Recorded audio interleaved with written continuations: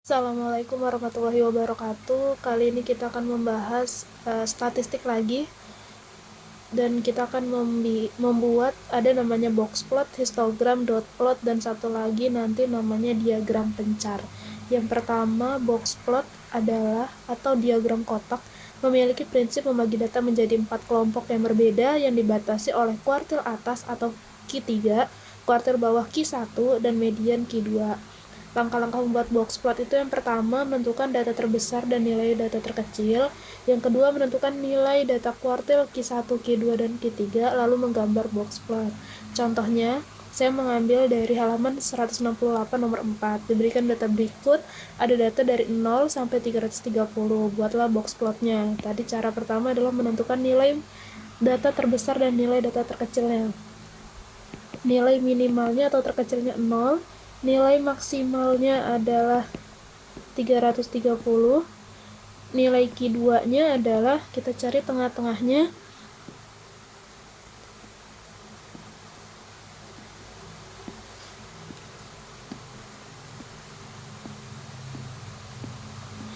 tengah-tengahnya adalah 50. Ini Q2.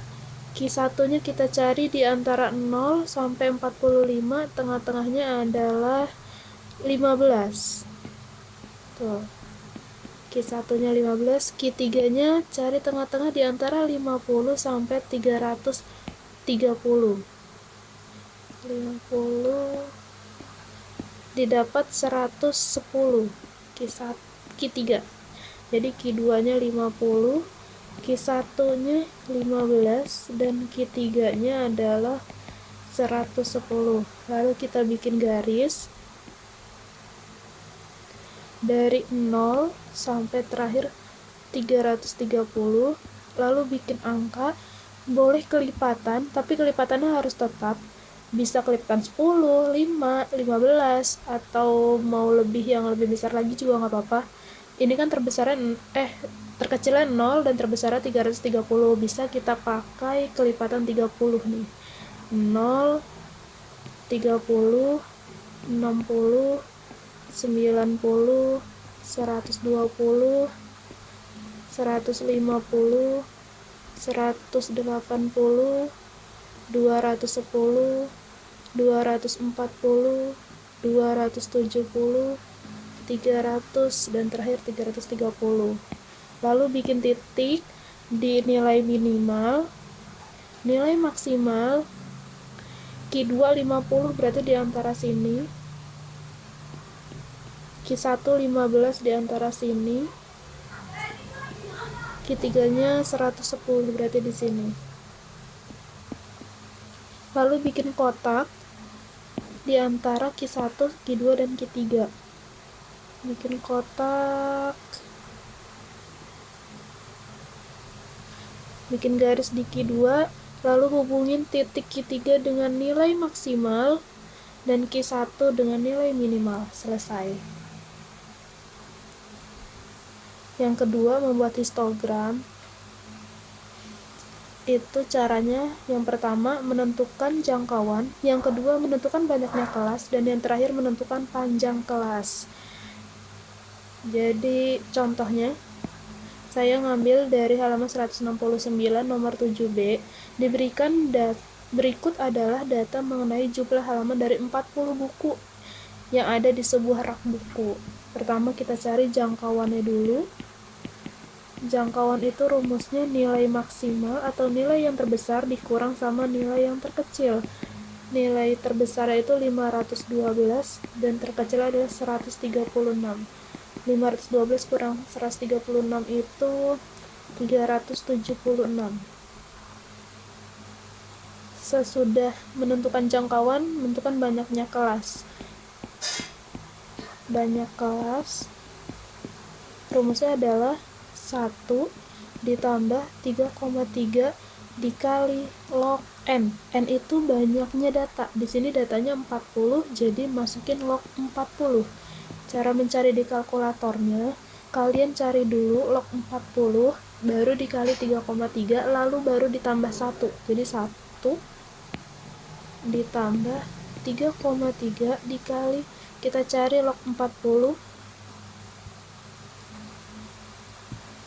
log 40. Kita ambil dua angka di belakang koma, 1,60. Jadi 1,60 dikali lagi sama 3,3, 5,28. 1,60 sama dengan 1 ditambah 5,28, berarti hasilnya 6,28. Kalau kita bulatkan berarti jadi 6. Terakhir panjang kelas. Panjang kelas rumusnya jangkauan dibagi banyak kelas. Jangkauannya tadi 376 dibagi 6. Hasilnya adalah 376 dibagi 6, 62,6. 62,6 kalau kita bulatkan jadi 63. Setelah itu baru kita bikin histogramnya. Pertama kita bikin tabel dulu, ada nomor, kelas, sama frekuensi.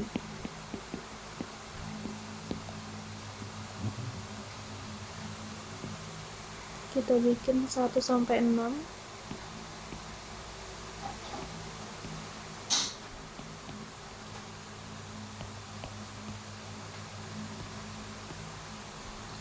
Kenapa 1 sampai 6? Karena di sini banyak kelasnya adalah 6.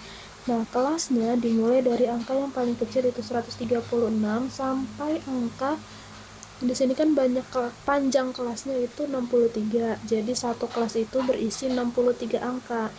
Jadi kita hitung 136 ditambah 62 lagi.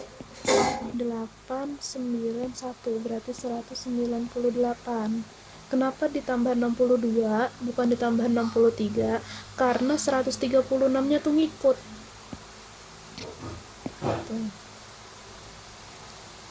Jadi kelas selanjutnya berarti 199, angka selanjutnya ya. 199 tambah lagi 62. 11, 10, 16, 1, 261. 261, 262 sampai 3, 12, 1.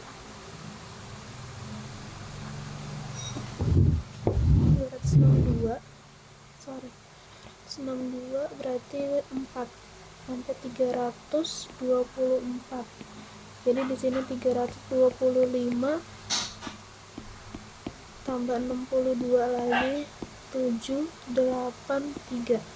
387, 388, 388 tambah 62, 10, 9 tambah 6, 15, 1, 450, 451 sampai 513.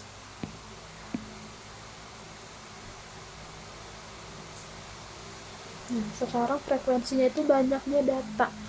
Kita lihat dari angka 136 sampai 198 itu ada angka berapa aja. Nih, berarti kan 136, 140, 174, 190.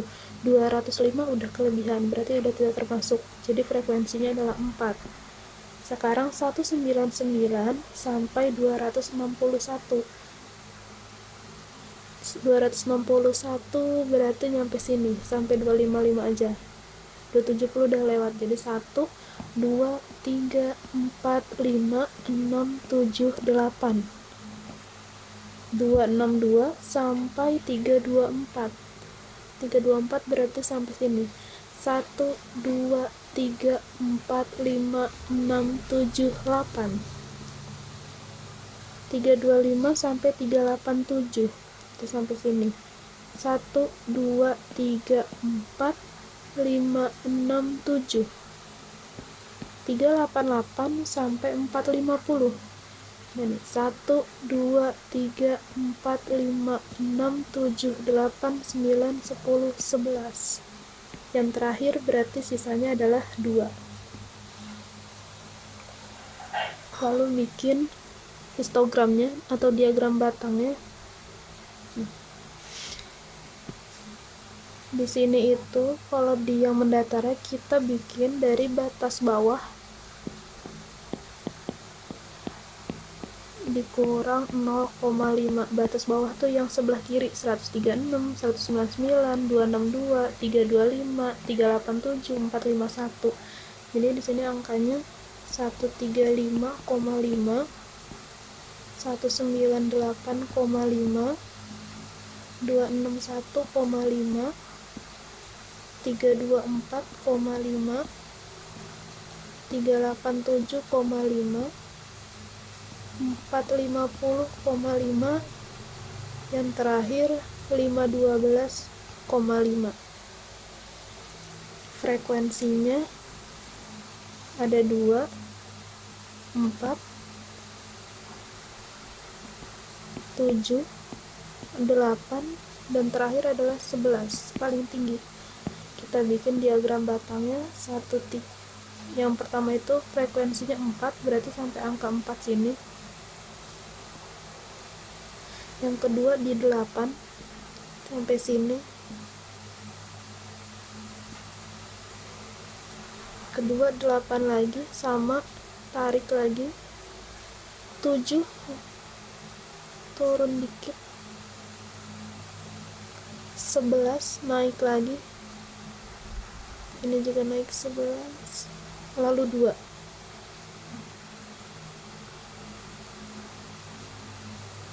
Dah selesai. Gitu cara bikin histogram. Yang ketiga dot plot. Dot plot atau disebut juga diagram titik dapat diperoleh dari data dalam bentuk tabel frekuensi yang diubah dalam bentuk diagram titik. Jadi kalau dot plot alhamdulillahnya tidak ngitung. Contohnya di halaman 169 nomor 9A. Ini ada 3 area, ada area A, area B, area C. Jadi kalau dot plot tidak perlu dihitung lagi, tinggal gambar aja yang area A dulu. Ini kan dari angka terkecilnya 1 dan angka terbesarnya 9. Kita bikin dari angka 1 sampai 9.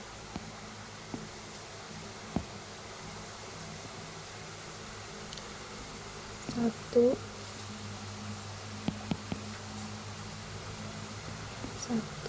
2, 3, 4, 5, 6, 7, 8, 9.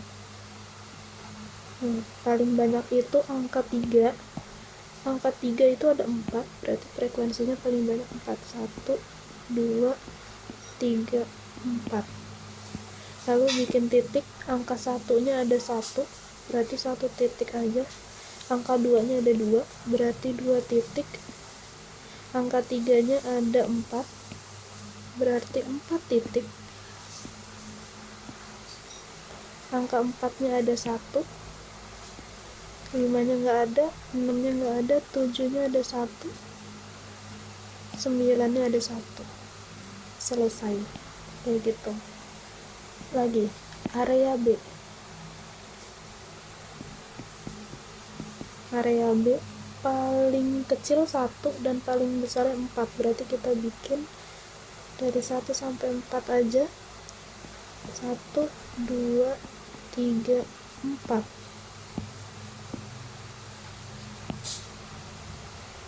Frekuensinya yang paling banyak tuh angka 3. Ada 5, berarti sininya 1, 2, 3, 4, 5. Angka 1-nya ada 2, angka 2-nya ada 1, angka 3-nya itu 2, 3, 4, 5. Ada 5, 3, 4, 5. Angka 4-nya ada 2. Selesai. Yang ketiga area C. Paling kecilnya 2 dan paling besarnya 8. Jadi kita bikin dulu. 2, 3, 4, 5, 6, 7, 8. Paling banyak itu ada 3, berarti frekuensinya sini 3 ya, 1, 2, 3. Angka 2 nya ada 1, angka 3 nya ada 2, angka 4 nya 1, 2, 3, angka 5 nggak ada, 6 nya ada 3, 7 nggak ada, 8 ada 1. Selesai. Sketcher diagram nih. Sketcher diagram digunakan untuk menyajikan data yang terdiri dari variabel numerik.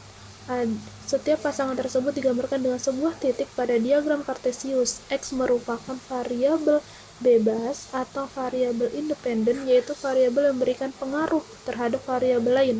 Sedangkan Y, variabel terikat atau variabel dependen, yaitu variabel yang dipengaruhi.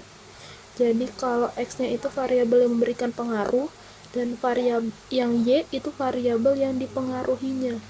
Dan di sketcher diagram atau diagram pencar itu ada 3 tipe, ada yang hubungannya positif, negatif, sama tidak ada hubungan.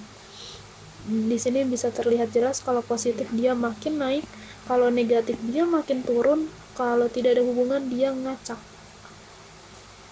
Contohnya, berikut adalah data yang menunjukkan hubungan antara lama belajar dan nilai ujian akhir.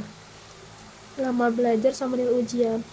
Nah, ini adalah X-nya dan ini adalah Y-nya. Karena nilai ujian dipengaruhi oleh lamanya belajar. Buatlah diagramnya. Kita bikin diagram dulu, bikin bidang Kartesius X sama Y. Nah, nilai ujiannya itu paling kecil 45 dan paling besar 96. Jadi kita urutin dulu. 45, terus ada 50, 51,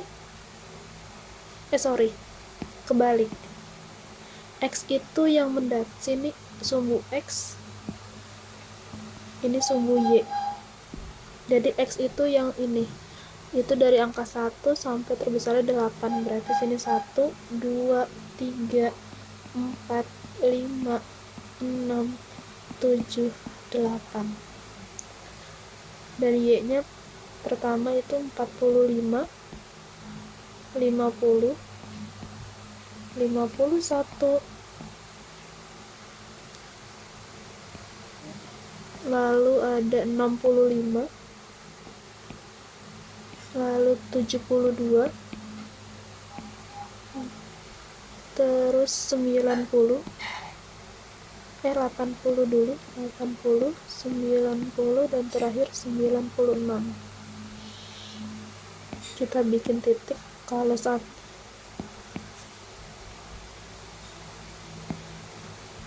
1 jam nilainya 45, kalau 2 jam 51, kalau 3 jam 50, 4 jam 65, 5 jam 72, 6 jam 80, 7 jam 90, dan 8 jam 96. Dah. Kalau kita lihat tipe diagram pencar ini memiliki hubungan yang positif karena dia bentuknya makin ke kanan makin naik gitu. Sekian dari saya, kurang lebihnya mohon maaf.